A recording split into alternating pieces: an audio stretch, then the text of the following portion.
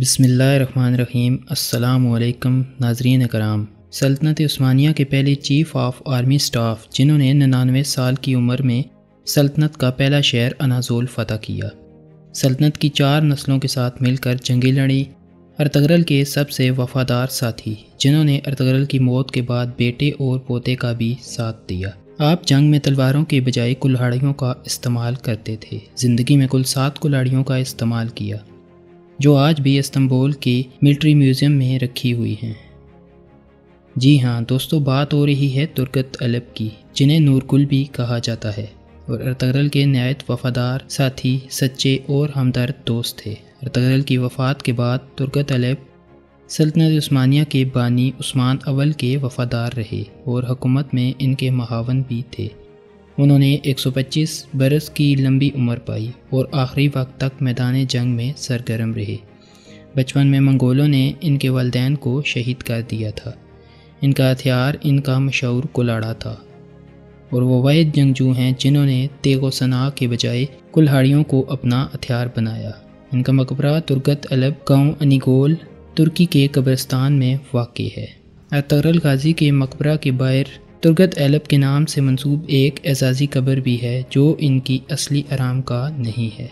Ertugrul Ghazi کا قصہ ہو یا سلطنت عثمانیہ کا، ترگت ایلب انتہائی اہم کردار تھے۔ ترگت کا ہتھیار ان کا کلاڑا تھا، جو اب ترک عجائب گھر کی زینت ہے۔ کلاڑا 92 سینٹی میٹر لمبا اور 1650 گرام وزنی تھا۔ بصری سٹیل سے بنا یہ کلاڑا 2 دھاری تھا، دستے میں چمڑا لگا ہوا تھا۔ ان کا کلاڑا مشرق و مغرب میں اب تک کا سب سے مضبوط کلاڑا مانا جاتا ہے۔ ارطغرل کی وفات کے بعد ترگت ایلب نے سلطنت عثمانیہ کے بانی عثمان اول کے ساتھ کئی معرکے سر انجام دیے، اور سلطنت عثمانیہ کی پہلی جنگ میں آپ نے عثمان اول کا ساتھ دیا۔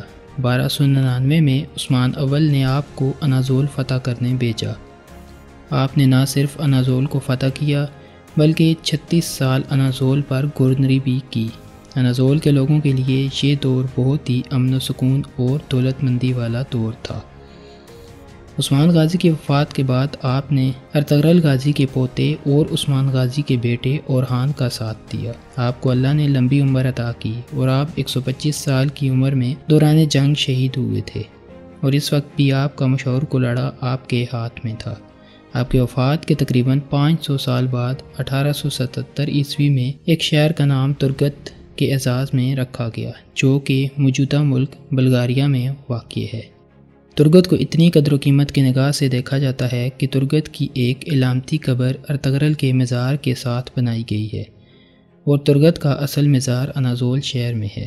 ناظرین کرام، اس ساری رویداد میں ہمیں ایک سبق ملتا ہے، اور سبق یہ ہے کہ کسی بھی ملک کی سلامتی اور امن کا دار و مدار اس ملک کی فوج کے سربراہ پر ہوتا ہے، اور چیف آف آرمی سٹاف ایک ایماندار اور سچے لیڈر کی طرح بہت ہی اہم عہدہ ہوتا ہے، جو کسی ملک یا سلطنت کی کامیابی کے لیے بہت ضروری ہوتا ہے۔ جب یہ دونوں عہدے مل کر کام کرتے ہیں تو کسی بھی ملک کے انتظامی امور ٹھیک سے سر انجام پاتے ہیں، اور اس ملک کی عوام ایک عظیم قوم بن کر دنیا کے نقشے پر ابھرتی ہے، اور صدیوں تک اس کا نام تاریخ کے اوراق میں لکھا جاتا ہے۔